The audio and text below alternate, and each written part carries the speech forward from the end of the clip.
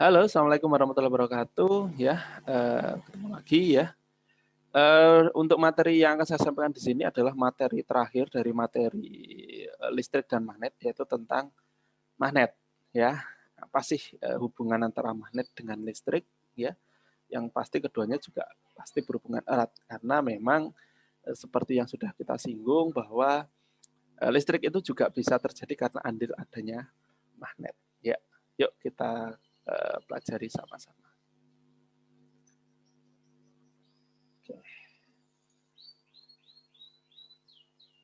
Oke, ya, magnet ya. Oke.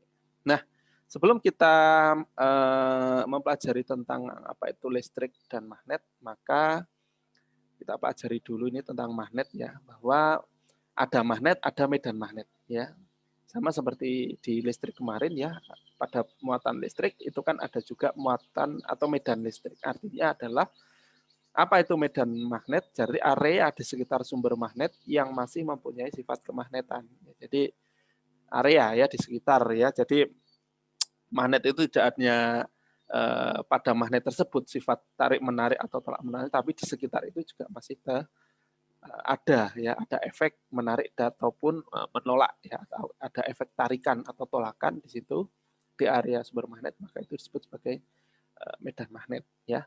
Nah, keberadaan medan magnet bumi memang sangat bermanfaat ya. Jadi kalau yang paling gampang itu digunakan untuk penunjuk arah pada zaman dulu sebelum ada GPS, sebelum ada Google Maps ya.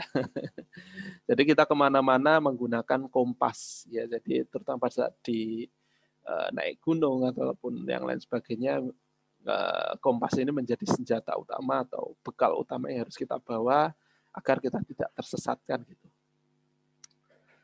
Oke, kemudian medan magnet bumi itu juga sangat berperan dalam melindungi bumi itu dari badai matahari ya. Jadi radiasi matahari, badai matahari itu pada saat dia matahari tersebut mengeluarkan badainya itu kalau tidak ada perisai medan magnet bumi maka bumi ini pasti juga sudah hancur gitu ya. Jadi radiasi matahari yang besar pada saat terjadi badai itu akan dibelokkan oleh medan magnet bumi dan itu bisa teman-teman lihat kalau teman-teman main ke kutub utara itu ya, kutub selatan. Kalau ada istilahnya aurora itu adalah penampakan sebenarnya adalah radiasi matahari yang dibelokkan oleh medan magnet bumi. Seperti itu. Oke, jadi medan magnet kalau pada medan listrik itu kutubnya adalah kutub positif negatif pada magnet maka itu namanya adalah utara selatan ya. Utara selatan ya, north sama south ya. Di sini kalau kutub magnetnya itu berbeda maka dia akan tarik menarik, kalau sama maka akan tolak menolak ya, samalah. Kemudian kemarin ada gaya Coulomb ya, gaya yang timbul karena adanya muatan listrik yang berbeda maupun sama sehingga timbul gaya tarik maupun tolak ya. Sama juga terhadap gaya magnet ya. Kalau gaya magnet di sini ada medan magnetnya juga di sini yang nanti bisa kita hitung berapa besarnya gayanya ya. Kalau memang terjadi pada satu lintasan yang sama, maka gaya magnetnya ya persamaannya seperti ini. Jadi H itu muatan, V itu kecepatan muatannya ya, yang bergerak dengan kecepatan V dikalikan dengan medan magnet ya, satuannya Tesla. Kalau antara kecepatan pergerakan partikel itu dengan medan magnetnya membentuk sudut sebesar theta, maka persamaannya akan jadi seperti ini ya, gaya magnet sama dengan partikel ya, muatan dari kecepatan pergerakan partikel bermuatannya dikalikan dengan medan magnet dikalikan dengan sin theta atau besarnya sudut yang terbentuk antara kecepatan pergerakan partikel medan magnet dengan medan magnetnya. Kemudian besar dan satuan medan magnet satuannya adalah Tesla ya, makanya Tesla itu yang sekarang jadi orang terkaya nomor 2 di dunia ya, Elon Musk ya, di bawah Jeff Bezos. Jadi Elon Musk sekarang sudah menggeser Bill Gates sebagai orang terkaya nomor 2 di dunia. Nah, apa sih yang membuat Elon Musk itu kaya? Jadi saham Tesla itu 1 tahun ini naik 5 kali lipat. Jadi memang seperti kendaraan listrik menurut dia itu memang sebuah keniscayaan. Jadi bahkan tahun 2040 nanti banyak negara yang sudah melarang keberadaan kendaraan bermesin pembakaran dalam ya, bensin, solar itu nanti sudah tidak diizinkan tahun 2040 untuk beberapa negara di Eropa. Oke, jadi penggunaan medan magnet itu banyak sekali ya penerapannya di berbagai bidang ya.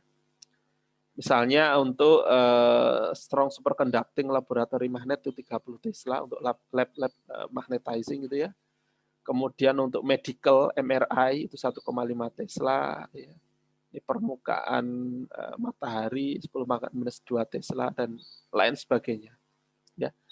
Penggunaan medan magnet itu banyak sekali. Jadi termasuk saya ya, saya beberapa saat yang lalu juga melakukan riset apakah magnet itu juga bisa mempengaruhi pertumbuhan tanaman. Ternyata memang ada efeknya ya, ada yang dipengaruhi. Cuma untuk lebih detailnya harus melakukan riset lagi. Kemudian ini contoh soal ya, sebuah elektron pada televisi tabung bergerak ke muka tabung dengan kecepatan 8 kali 10⁻⁶ meter per sekon sepanjang sumbu X seperti lihat pada gambar. Jadi ini enggak musim sebenarnya televisi tabung ya. Kan ada CRT namanya, cathode ray tube. Jadi TV tabung itu memang itu adalah elektron-elektron yang berpendar ya. Bergerak, berpendar membentuk sebuah warna-warni ya. Jadi teknologi zaman jadul ya. Kalau sekarang kan tidak. Sekarang itu LED. Jadi warna-warnanya terbentuk karena adanya nyala lampu LED yang jauh lebih hemat listrik. Kalau ini tidak. Kalau dulu menggunakan televisi tabung itu tegangannya sampai 11.000, 15.000 volt. Namun arusnya rendah gitu ya. Nah, bersama seperti ini ya, di sekitar leher tabung ada koil dengan kabel menciptakan medan magnet sebesar 0,025 Tesla mengarah 60 derajat ke arah eksis. Hitung gaya magnet. Ya karena ini membentuk sudut ya persamaannya kita menggunakan yang ini ya, gaya magnet sama dengan jumlah partikel kalikan dengan kecepatan kali medan magnet kali sin theta ya, 1,6 kali 10⁻⁹ Coulomb itu jumlah muatan dasar ya, kalikan dengan kecepatannya 8 kali 10⁻⁶ meter per sekon kalikan dengan medan magnet kalikan dengan sin 60 derajat. Hasilnya sekian, 2,8 kali 10⁻⁴ Newton. Ini adalah gaya magnet pada elektron ya, yang bergerak pada tabung televisi. Ya, seperti itu, mudah kok. Oke, kemudian ada elektromagnet. Ya, apa itu elektromagnet? Jadi kalau magnet itu kan secara umum bagi dua ya, ada magnet yang timbul karena dia sifat alami gitu ya. Kemudian ada magnet yang gaya magnetnya atau sifat kemagnetannya itu muncul karena bantuan listrik ya, makanya disebut sebagai elektromagnet. Dan ditemukannya elektromagnet ini memang sangat membantu sekali ya, terutama dalam industri-industri besar gitu ya. Misalnya di pelabuhan ya, pada saat katrol itu ingin mengangkat sebuah kontainer atau peti kemas, maka yang dilakukan adalah dengan menggunakan magnet ya. Jadi menarik dan melepaskannya itu mudah. Jadi pada saat kita mau mengangkat peti kemas, maka listrik dinyalakan, maka katrol itu akan menjadi magnet. Tapi pada saat kamu mau melepaskan, maka listriknya tinggal diputus saja, maka dia tidak akan menjadi magnet lagi. Ya, seperti itu. Ya, mudah sekali. Kemudian aturan tangan kanan ya untuk menentukan arah dari medan magnet di sekitar kawat yang panjang dapat digunakan aturan tangan kanan seperti berikut. Ya, saya kira ini juga sudah familiar. Kemudian hukum Faraday ini juga sudah menjadi hukum, artinya sudah bisa terbukti secara ilmiah ya.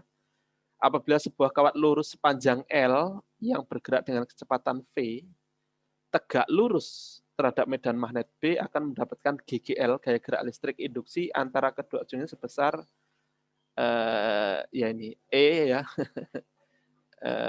listrik ya, sama dengan medan magnet dikalikan dengan panjang kawat dikalikan dengan kecepatan ya. Itu adalah GGL-nya itu E ya. Sebesar E itu adalah ya kita anggap itu elektron ya, listriknya itu. Atau seperti ini paling gampang. Jadi apa sih peran magnet dalam membuat menghasilkan listrik ya? Di pertemuan sebelumnya saya pernah mengatakan bahwa untuk menghasilkan listrik maka buatlah elektron itu bergerak kan itu ya. Nah, ini misalnya ada kawat di sini, ada penghantar ini ya. Ini ada positif, ada negatif, kita hubungkan dengan ini ampere meter ya, ini ada satuannya miliampere, berarti ini ampere meter. Kemudian kita punya magnet batang. Kemudian magnet batang itu kan, magnet itu kan mempunyai medan magnet ya. Jadi medan magnet ini yang tidak terlihat. Kemudian magnet itu kita gerakkan ya. Kita gerakkan menuju ke dalam lingkaran penghantar ini, kawat ini. Ya, maka yang terjadi adalah ada arus yang mengalir. Artinya apa? Elektron pada sepanjang kawat itu akan mengalir. Ya. Tapi pada saat kita menggerakkan sekali saja ya cuma bergeraknya sekali. Artinya alirannya cuma sekali, habis itu tidak diam. Sehingga apabila kita ingin mendapatkan aliran listrik yang kontinu terus-menerus, maka yang terjadi adalah yang harus kita lakukan adalah magnetnya harus kita gerakkan secara kontinu juga terus-menerus. Ya. Seperti itu. Sehingga yang terjadi adalah elektron itu akan bergerak terus-menerus. Ya, seperti ini. Ya. Nah, ini ya. Jadi kalau magnet itu kita gerakkan terus-menerus kepada lilitan atau kumparan, maka yang terjadi adalah adanya tegangan. Ya, seperti itu. Ya, ini mirip sama dinamo. Dinamo itu kan saya susah menggambarkan sih. Dinamo itu kan di dalamnya itu kan ada magnet, di tengahnya kan ada kumparan gitu ya. Nah, kumparannya itu kan berputar terus. Nah, berputarnya kumparan itu artinya adalah kan ada dua cara. Kalau yang tadi di slide sebelumnya kan itu magnet yang bergerak ke dalam kumparan. Tapi kalau dalam dinamo, kumparan atau rotornya yang bergerak kan itu ya. Statornya dalam hal ini adalah magnet yang diam, artinya medan magnet itu kan terus mengerus mengenai magnet itu karena dia berputar. Maka elektronnya juga terus menerus bergerak. Nah, seperti itulah ya. Kemudian yang penerapan induksi induksi magnetik juga itu juga diaplikasikan pada trafo ya, transformator yang bekerja berdasarkan prinsip induksi elektromagnet ya. Jadi kalau teman-teman pernah membuka sebuah trafo ya, trafo seperti ini. Trafo kan ada dua fungsi ya, step up sama step down, untuk yang menurunkan tegangan sama menaikkan tegangan. Kalau yang menurunkan tegangan ya seperti trafo pada rumah-rumah itu ya, kemudian trafo pada adaptor, charger, itu kan menurunkan tegangan. Jadi charger HP yang di listrik rumah itu kan 220, 220 volt, kemudian kita turunkan hingga menjadi 5 volt saja. Itu kan bantuannya trafo di sini. Nah, trafo itu kan ada lilitan primer sama lilitan sekunder, itu kan tidak saling bertemu lilitannya. Mereka hanya saling terhubung dengan logam atau inti dari trafo tersebut. Ada inti besi, ada inti ferit, ya. Tidak saling bertemu. Tapi karena adanya induksi elektromagnetik, maka tegangan itu bisa dinaikkan maupun diturunkan dengan persamaan seperti ini. VP itu tegangan primer, VS tegangan sekunder, NP itu jumlah lilitan primer, NS jumlah lilitan sekunder. Ya, ini juga sangat bermanfaat sekali ya. Salah satu komponen yang paling penting ya. Kalau tidak ada trafo kita tidak bisa menikmati tegangan seperti yang kita butuhkan. Ya. Kemudian gaya Lorentz ya. Gaya Lorentz itu adalah masih mirip juga dengan gaya magnet tadi ya. Seperti ini arah gayanya, misalnya gaya Lorentz yang ke atas, arah arusnya ke jempol ini, maka arah medan magnetnya adalah menuju telunjuk seperti ini ya. Kemudian prinsip kerja motor atau generator listrik DC ya, ini juga di salah satu aplikasi magnet dalam menghasilkan listrik. Jadi yang membedakan antara listrik DC sama listrik AC itu adalah di komutatornya ya, seperti ini. Jadi kalau listrik DC itu komutatornya seperti ini ya. Kalau AC komutatornya itu 2. Jadi antara 2 ujung kawat yang berputar atau rotornya itu dia masing-masing pada komutator yang berbeda. Kalau yang DC itu komutatornya 1, cuma dia terpisah.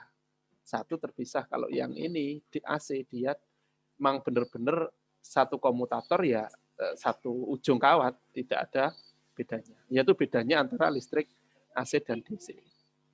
Ya, dua-duanya sangat penting ya, baik AC maupun DC itu juga sangat penting. Oke, saya kira itu ya cukup cukup singkat saya kira untuk materi magnet ya. Jadi itu tadi sudah dijelaskan bagaimana hubungan antara magnet dengan listrik ya, dan banyak sekali penerapan magnet dalam bidang-bidang baik itu engineering, kedokteran, bahkan di bidang pertanian ya. Terima kasih, sampai jumpa di pertemuan berikutnya. Wassalamualaikum warahmatullahi wabarakatuh.